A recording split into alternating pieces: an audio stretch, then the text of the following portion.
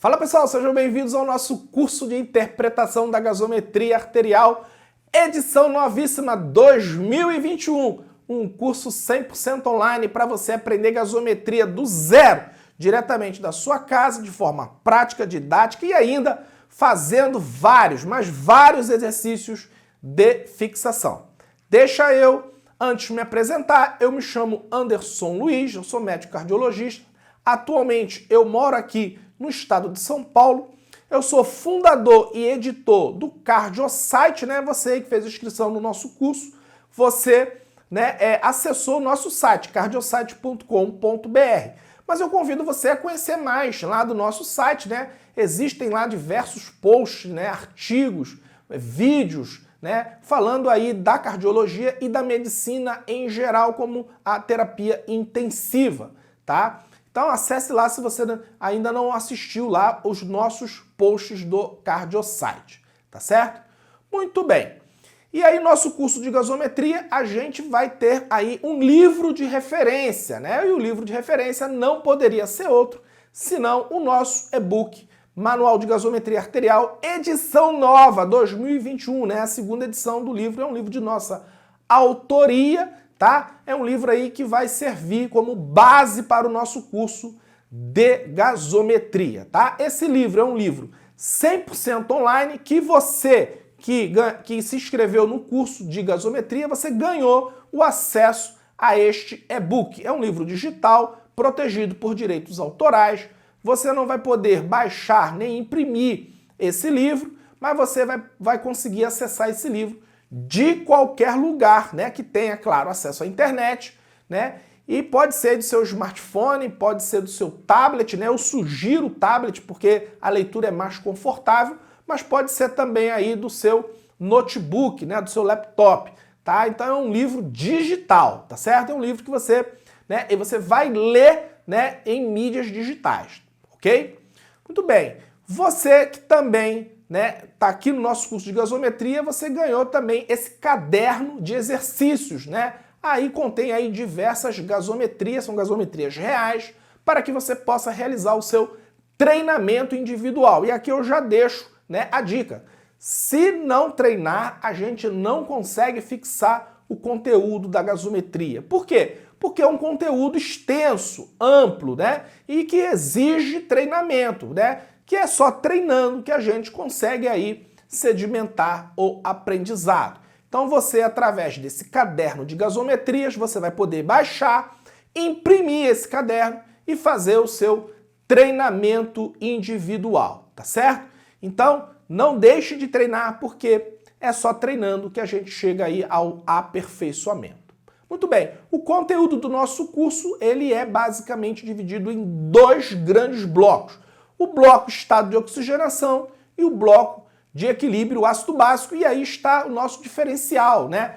Todos aí livros que você for ver, né, e até cursos que você for ver aí de gasometria arterial, né, eles apenas se restringem aqui ao equilíbrio ácido básico, né? E existe aí um outro componente da gasometria, que é o estado de oxigenação, que aí pouca gente, né, sabe lidar com isso, mas aqui você vai aprender a gasometria de forma abrangente, ampla, completa, né? Então você vai ver aí estado de oxigenação e equilíbrio ácido básico, tá? E aí esse é o nosso grande diferencial em relação aos demais cursos de gasometria, tá?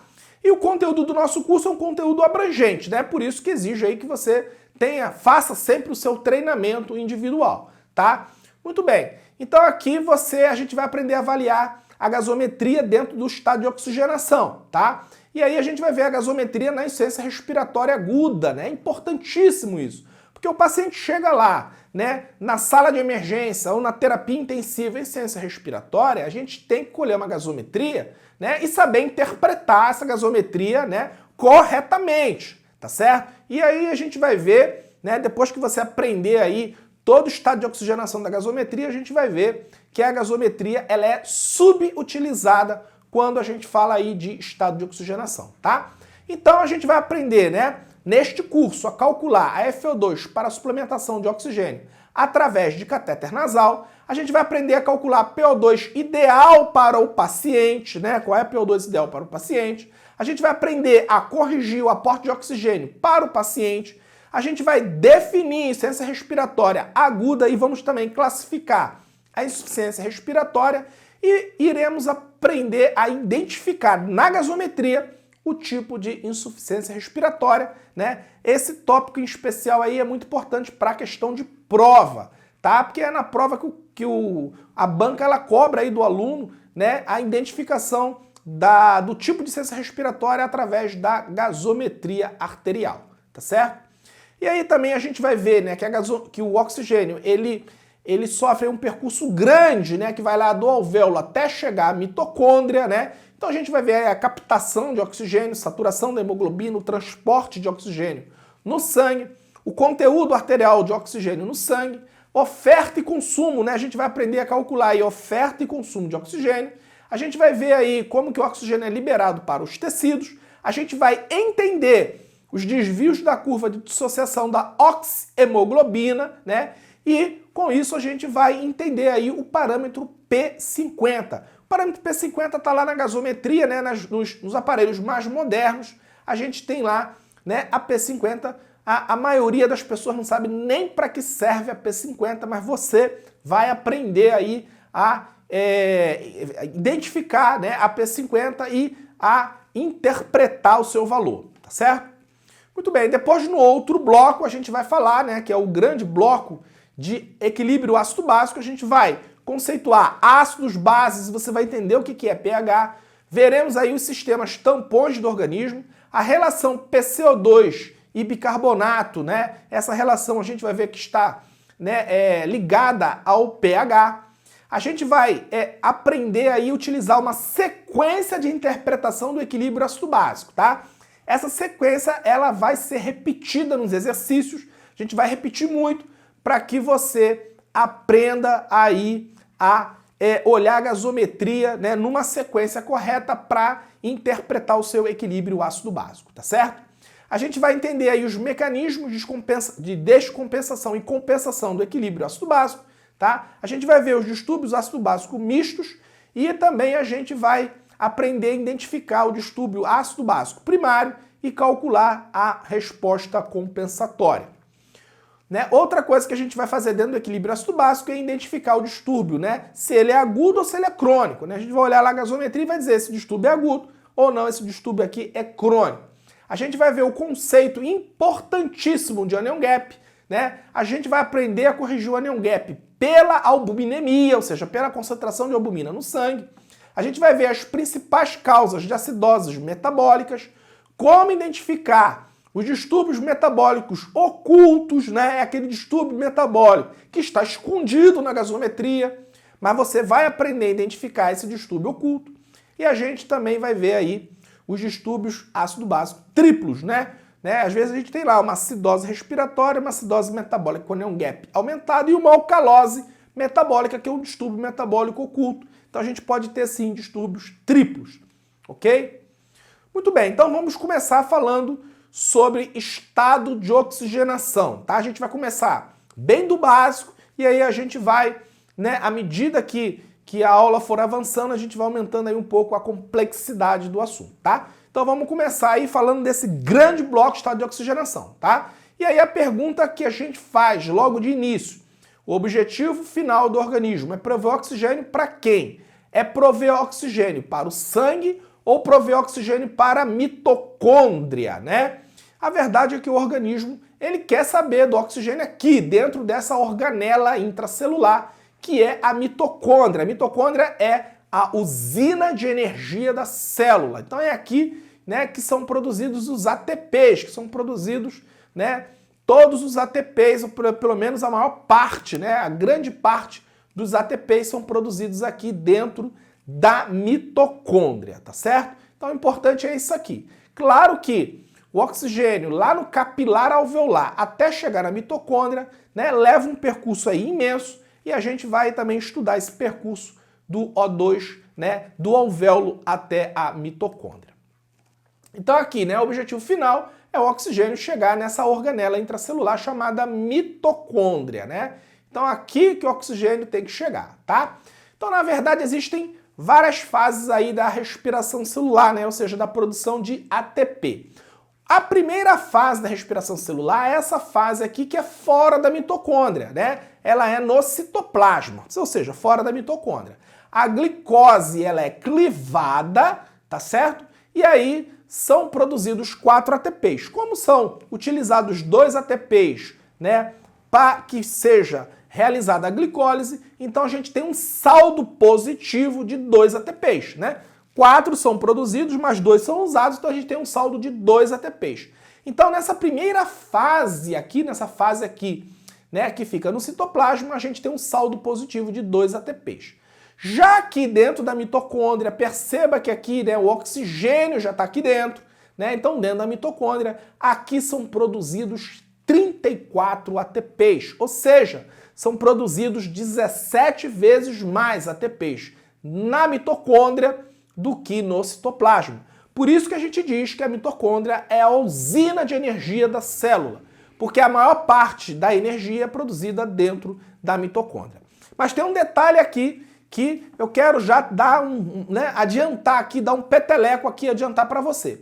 Perceba que nesta fase aqui, né, que é a fase no citoplasma, né, em que a glicose ela é clivada e são produzidos aí, né, tem um saldo de 2 ATPs, né, existe um substrato chamado o quê? O lactato. Então o lactato, ele é um substrato, né, desta fase da glicólise, né? E nesta fase da glicólise não tem a presença de oxigênio, né? A presença do oxigênio é aqui dentro da mitocôndria, tá? Dentro da mitocôndria. Então nessa fase aqui é a fase em que não tem a presença do oxigênio. A gente chama dessa fase de fase anaeróbia, tá? Ou seja, que não tem a presença de oxigênio. Então é produzido aqui um lactato, esse lactato aqui cai na corrente sanguínea. Então você pode ter visto já na gasometria arterial, né? Tem lá um itemzinho, marcador lá, que é chamado lactato. E esse lactato, o valor normal de referência dele é até 2 milimol por litro, né? Então até 2 milimol por litro, né? Esse lactato está dentro do normal, ou seja, essa fase anaeróbia aqui está funcionando normalmente.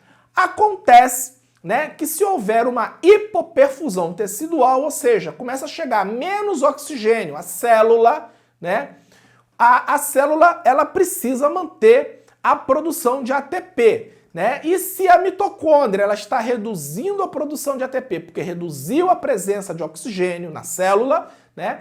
O que a célula faz? Ela lança a mão desse mecanismo anaeróbio, né, para produzir mais ATPs, tá certo? E aí, qual vai ser o substrato produzido? O lactato.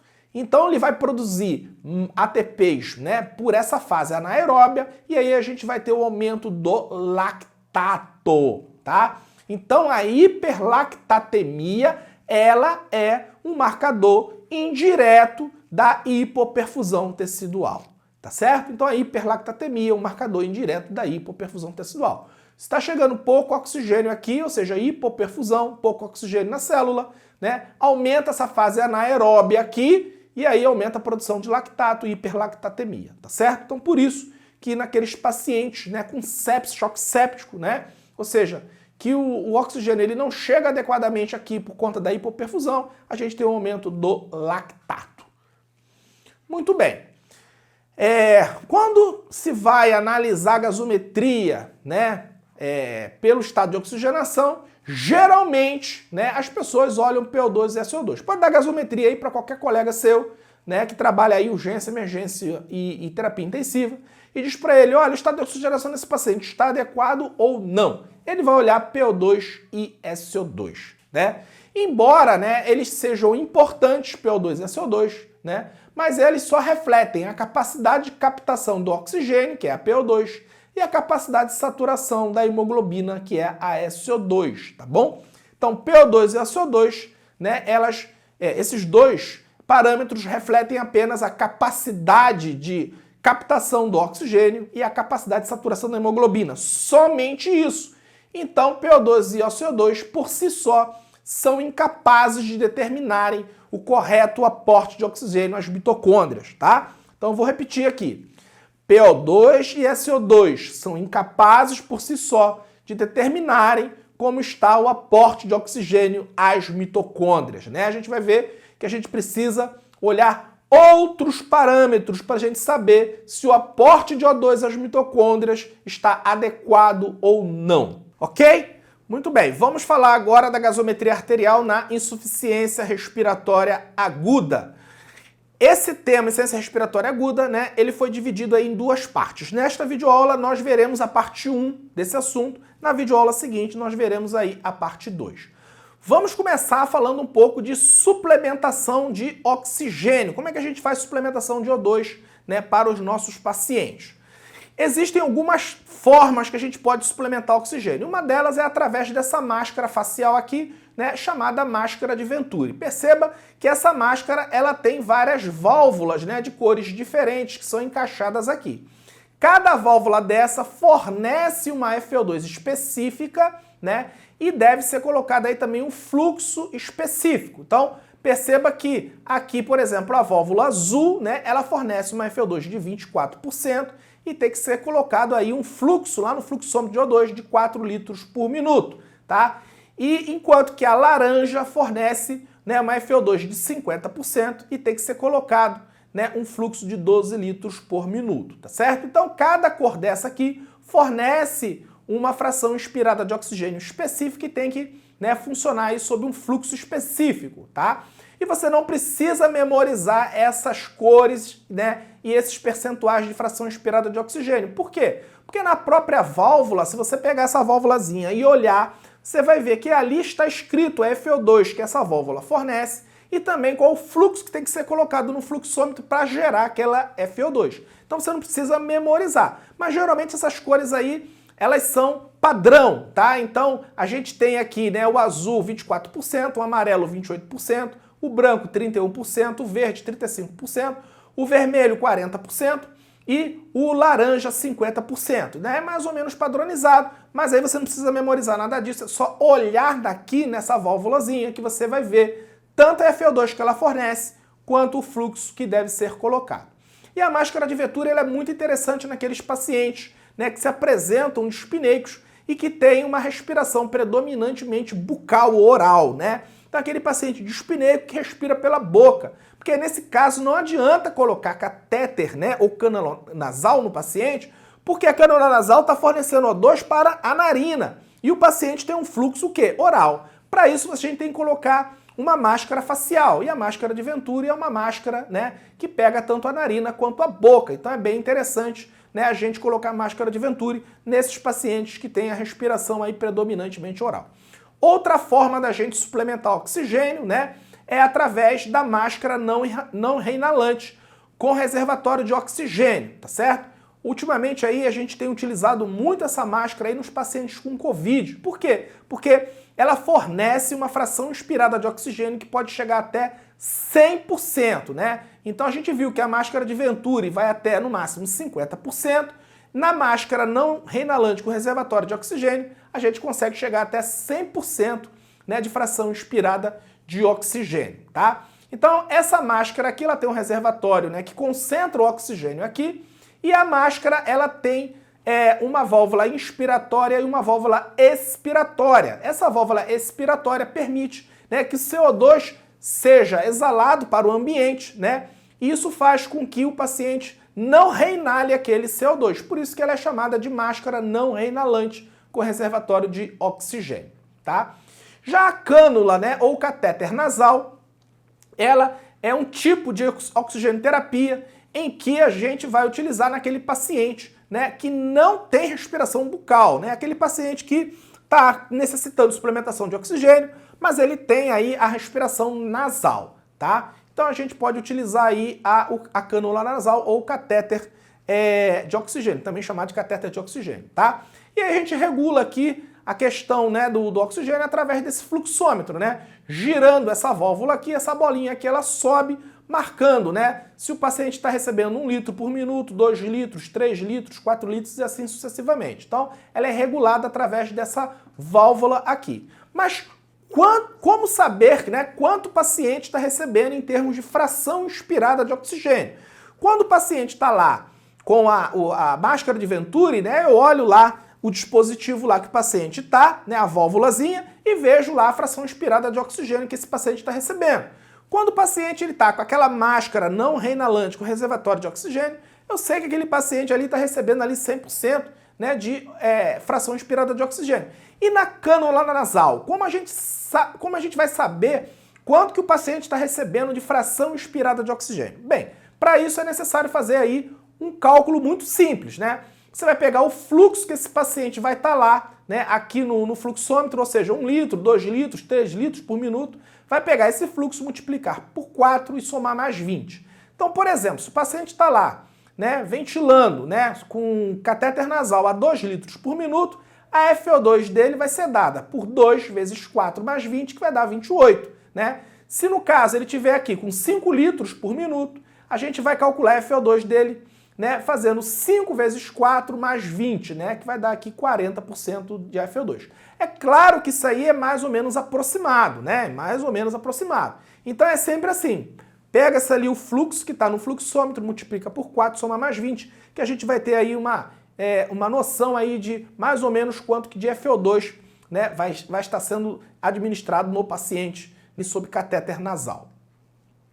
E como calcular a PO2 ideal pela idade do paciente, né? A PO2 ideal, o valor de referência da PO2, ela é inversamente proporcional à idade, né? Então, um paciente mais jovem tem um valor de referência mais alto, enquanto que um paciente mais idoso tem um valor de referência menor, né? Isso se dá por conta da perda da função pulmonar com o envelhecimento, né? É uma perda fisiológica, a gente vai diminuindo função pulmonar à medida que vai envelhecendo. Por isso que o valor de referência, ele diminui, tá? Então a PO2, ela é calculada, a PO2 ideal, ela é calculada através da idade. A fórmula mais frequente que a gente encontra na literatura é essa aqui, né? A gente, para calcular a PO2 ideal, a gente pega 109 menos 0,43 vezes a idade, tá? Então, se você não for um gênio da matemática, você, é claro, vai precisar de uma calculadora, porque pegar a idade do paciente e multiplicar por 0,43 não é uma tarefa muito fácil, né?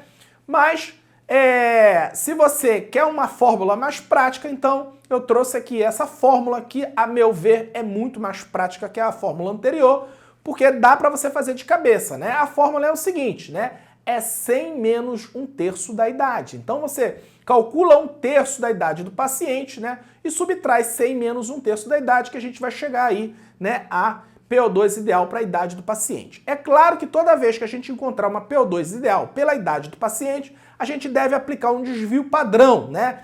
Como toda valor de referência tem que ter um desvio padrão. Esse desvio padrão é de 5 milímetros, então a gente bota 5 para baixo, 5 para cima. Então, por exemplo, um paciente de 60 anos de idade, qual vai ser a PO2 ideal para esse paciente de 60 anos, né? Então a gente vai utilizar a fórmula 100 menos 1/3 de 60, né? 1/3 de 60 é 20, né? 100 menos 20 dá 80. 80 é a PO2 ideal para ele, mas a gente tem que colocar aí um desvio padrão. Então a gente coloca 5 para baixo, 5 para cima. Então o valor de referência fica aí em torno de 75 a 85 milímetros de mercúrio, tá certo? Vamos supor que o paciente ele tenha 30 anos de idade. 30 anos, 1/3 de 30 é 10, 100 menos 10 dá 90, né? E aí a gente vai botar 5 para baixo, 5 para cima, e aí vai ficar entre 85 a 95, né, o valor de referência, né, da PO2 para um paciente de 30 anos de idade, tá? Então é assim que a gente faz o cálculo da PO2 ideal de uma forma mais prática, ok? E como corrigir o aporte de oxigênio para o paciente? Então o paciente ele está lá recebendo oxigênio terapia, eu estou com a gasometria dele ali na minha mão e eu quero saber se o aporte de oxigênio está adequado ou inadequado, tá? Se tiver inadequado, a gente tem que corrigir. Às vezes está inadequado porque o aporte está sendo baixo demais, mas às vezes também está inadequado porque o aporte está o quê? Muito acima do necessário para o paciente, tá? Então, como é que a gente faz? Primeiro passo, a gente vai calcular a PO2 ideal para a idade do paciente. Aí você fica à vontade, pode utilizar essa fórmula aqui, 100 menos, né, 0,43 vezes a idade, ou se preferir, essa fórmula mais prática aqui, que é 100 menos 1/3 da idade, tá? Depois, num segundo passo, a gente vai fazer o seguinte, a gente vai pegar a PO2 medida na gasometria, tá lá na gasometria, né, e vai fazer uma regrinha de 3. Essa PO2 medida está para FO2 vigente, né? Ou seja, a FO2 no momento que aquela gasometria foi coletada, tá? Se o paciente estiver em ar ambiente, se aquela gasometria foi coletada em ambiente, né?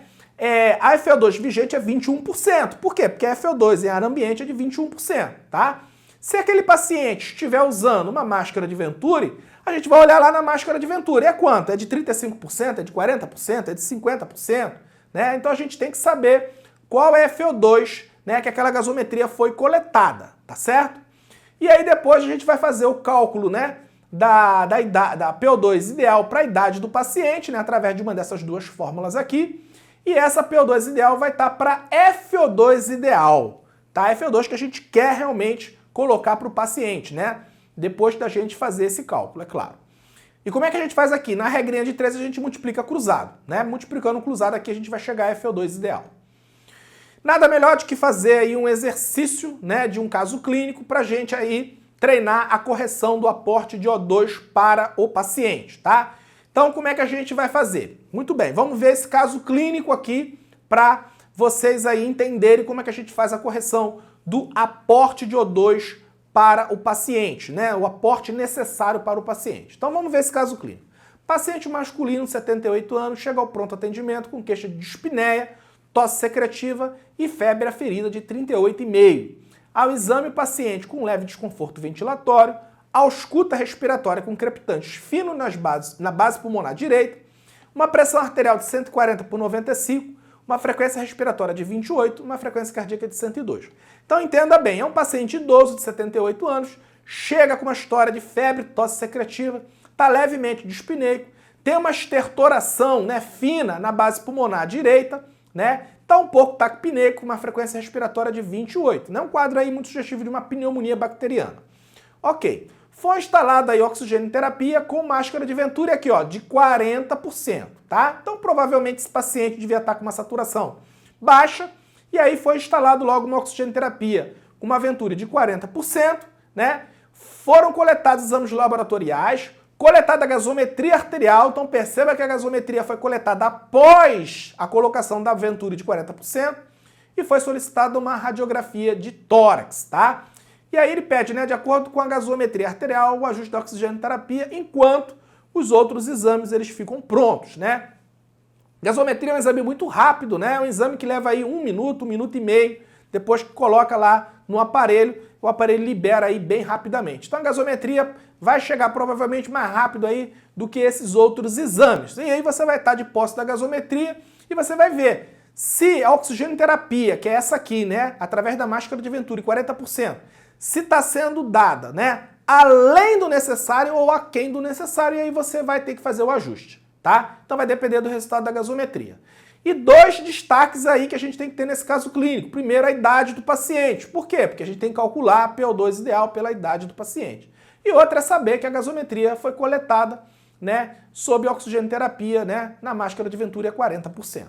E a gasometria está aqui, né? A gente não vai olhar aí equilíbrio ácido básico é no bloco, né? Quando a gente chegar lá no bloco de equilíbrio, né, distúrbio ácido básico, a gente vai estudar bem, treinar bem distúrbio ácido básico, mas aqui a gente vai ver só estado de oxigenação, né? A gente vai tentar aí ajustar essa oxigênio terapia de acordo aí com a gasometria arterial. Então perceba aqui que a PO2 na gasometria desse paciente está em 116,8, vamos arredondar para 117, tá? Então perceba o seguinte, uma PO2 de 117 para o paciente de 78 anos, tá na cara que o paciente está com hiperóxia, né? Ou seja, ele está recebendo além do necessário.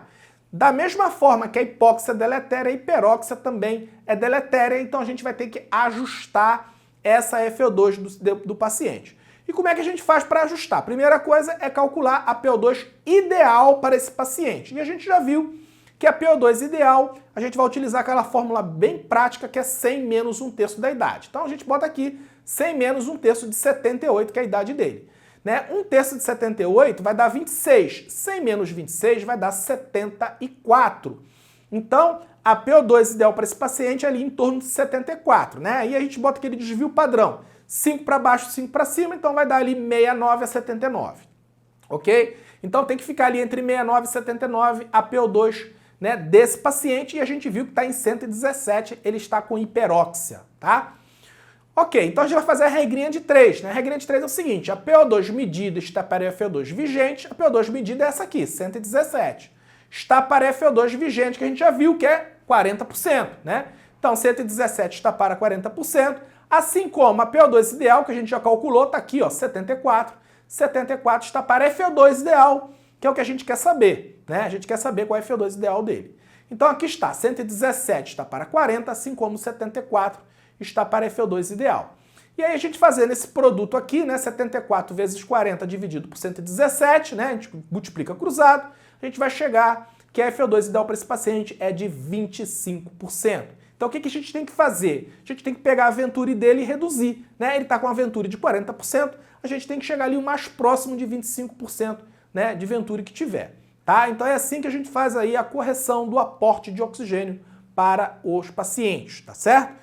Não pode deixar o paciente ventilando com hiperóxia, tá? A hiperóxia, a gente vai ver lá na frente que diminui o nitrogênio alveolar e diminuindo o nitrogênio alveolar, há tendência a colabamento alveolar, tá? Então não deve deixar o paciente ventilando aí com hiperóxia, tá? Muita gente tem medo, acha que, não, deixa o paciente com hiperóxia, porque aí se começar a diminuir, ele ainda vai... Não, a gente tem que deixar a oxigenoterapia de acordo com a PO2 ideal para a idade do paciente. Isso aí é o correto. Muito bem, então a gente encerra esse bloco por aqui, né? A gente vai agora para o segundo bloco, em que a gente vai dar continuidade, né? A gasometria arterial na insuficiência respiratória aguda. Eu espero que você tenha gostado. Um forte abraço e até a próxima.